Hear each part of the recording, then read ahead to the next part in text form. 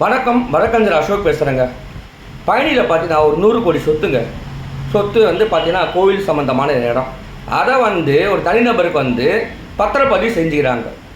இது எப்படிங்க அறநிலைத்துறை அமைச்சருக்கு தெரியாமல் இருக்கும், பத்திரப்பதிவு அமைச்சர் லோகேஷ் தமிழ்ச்செல்வனுக்கு தெரியாமல் இருக்கும். படித்தா பார்த்தீங்கன்னா இவங்க ஒரு ப்ரெஸ் மீட் தர ரமேஷ் தவறு நடந்தது, இந்த நடவடிக்கை எடுக்கிறேன்றார்.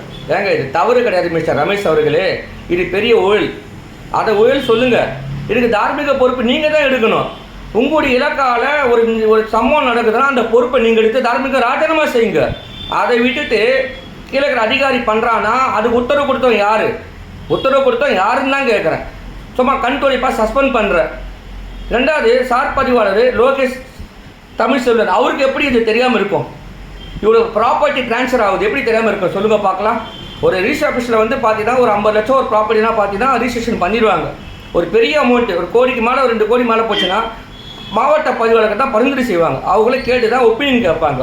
அப்போது ஒரு கோயில் சொத்து இவ்வளோ பெரிய ப்ராப்பர்ட்டியை தனிநபருக்கு நீங்கள் பதிவு செய்கிறேன்னா இது அறநிலைத்துறை அமைச்சருக்கு தெரியாமல் நடந்திருக்குமா, இல்லை பத்திரப்பதிவு அமைச்சர் லோகேஷ் தமிழ்ச்செல்வன் தெரியாமல் இருந்திருக்குமா?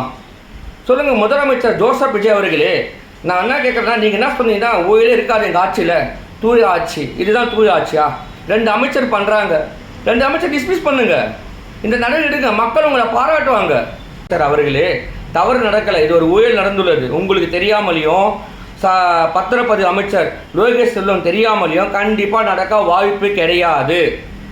ஏன்னா இன்றுத்துறை அமைச்சர் பார்த்தீங்கன்னா சொல்கிறாரு, ஒரு 2 நாள் முன்னாடி பேட்டியில் சொல்கிறாரு, சமூக வலைத்தளத்தில் என்னை பற்றி தவறாக குற்றச்சாட்டுலாம் சொல்கிறாங்க, என் உறவினர்ன்றாங்க, எனக்கு அந்த மாதிரி ஆதாரப்பூர்வம் எதுவுமே இல்லை, இனிமேல் தவறான பதிவுகளை போட்டாங்கன்னா நான் வழக்கு பதிவு செஞ்சுவேன். ஏன்னா மிரட்டுறீங்களா? கைது செஞ்சோம்னா எல்லாம் மறைஞ்சிடுமா? ஏங்க கொஞ்சம் நான் பொறுப்போடு பேசுங்க. அமைச்சகம் உங்களுடைய அமைச்சகம், உங்கள் அமைச்சகத்தில் தவறு இருந்தால் நீங்கள் தான் பொறுப்பெடுக்க வேண்டும். இப்போ உங்கள் வீட்டிலேருந்து ஒரு பொருள் போச்சுன்னா நீங்கள் ஒத்துப்பீங்களா? ஊன்னு கத்த மாட்டீங்க. அதே மாதிரி உங்கள் அமைச்சகத்தில் நடக்கிற நல்ல விஷயமோ கெட்ட விஷயமோ நீங்கள் தான் அது பொறுப்பு. நல்ல விஷயத்தை மட்டும் எடுத்து என்ன பண்ணுறீங்க?